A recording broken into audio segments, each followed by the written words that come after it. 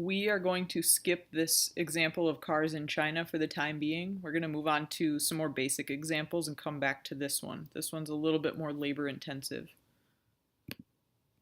Let's start with this example of a car purchase.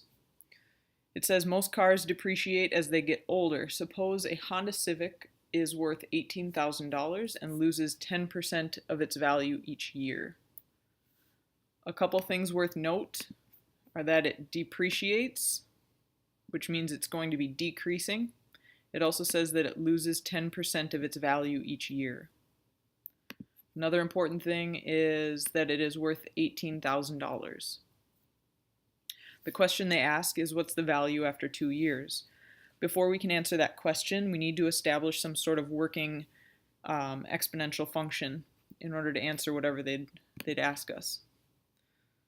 So the two things that create an exponential function are a, which is the initial value, and b, which is 1 minus p, or 1 minus the percentage of change, or 1 plus p, where p is the percentage of change, again as a decimal. So b is essentially the growth or decay rate, and it's based on what percentage is gained or lost over time. If we're talking about the value of a car, that's definitely going to lose value over time. A car is not worth the same amount 10 years after the day it's purchased. The first piece here is calculating A, which really doesn't require any calculating at all. They tell us straight off that A is 18,000. That's what it's initially worth. B is going to use the depreciating calculation, which is 1 minus the percentage as a decimal. 10% as a decimal is 0.10. So what we will have is 1 minus 0.10 because it's losing 10%. If you simplify that and make it look a little nicer, 0.90 is the B value. So we're going to take those two things and we're going to put them into one exponential function. We'll take those two values and put them into one exponential function. So our working function is going to be y equals 18,000 times 0.90 to the power of x. Something worth note here is that y is the value of the car, x is the age of the car. Going back to the original question, they wanted to know how much is the car worth after 2 years. That's referencing the age of the car. The car will then be 2 years old. In your graphing calculator, you have a squared key, so you can simply type 18,000 times 0.90, and there's a squared key. If you have anything other than the value squared, what you're going to want to do is use the caret key. That'll look like y equals 18,000 times 0.90 to the power of 15. That would be calculating the value of the car after 15 years. These ones will require that you use the caret key because there's no 15th power button. So in your calculator, once you have typed in 18,000 times 0.90 squared, that value will be the value of your car.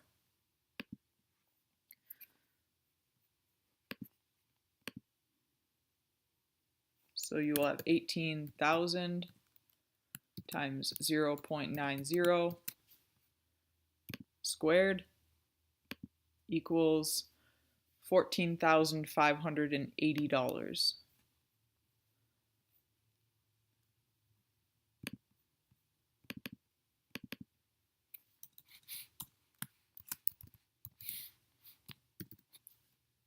So after 2 years, that $18,000 car is only going to be worth $14,580.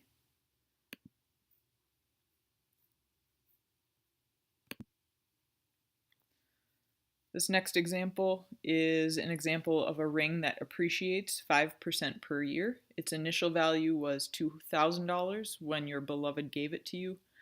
That's super cheesy. Let's say instead that it was $2,000 when you got it.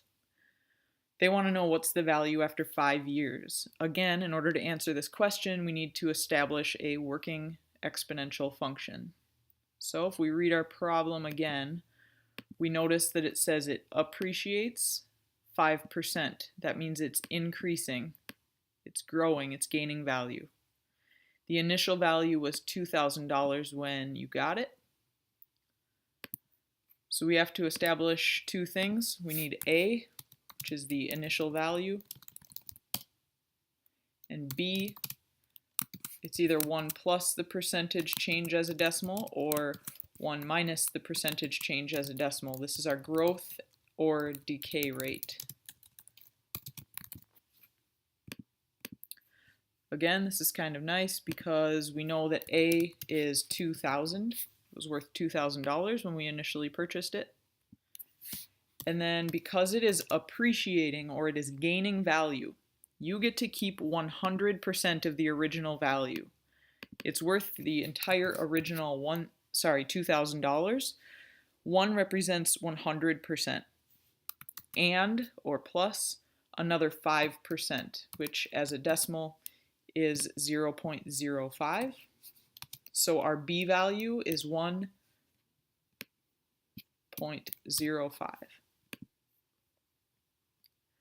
When we put this together into an exponential function, we get y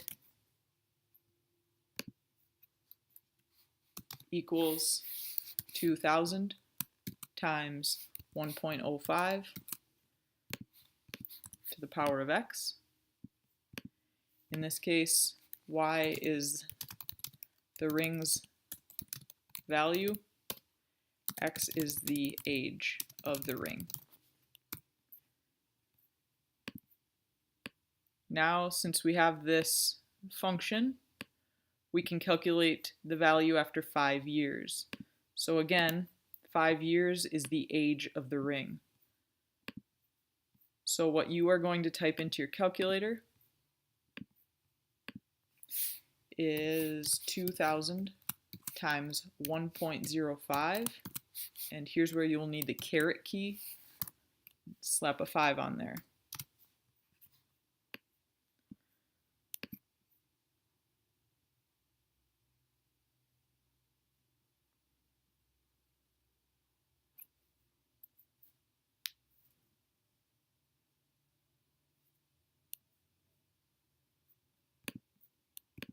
So we have 2,000 times 1.05, that's our growth rate, to the power of 5.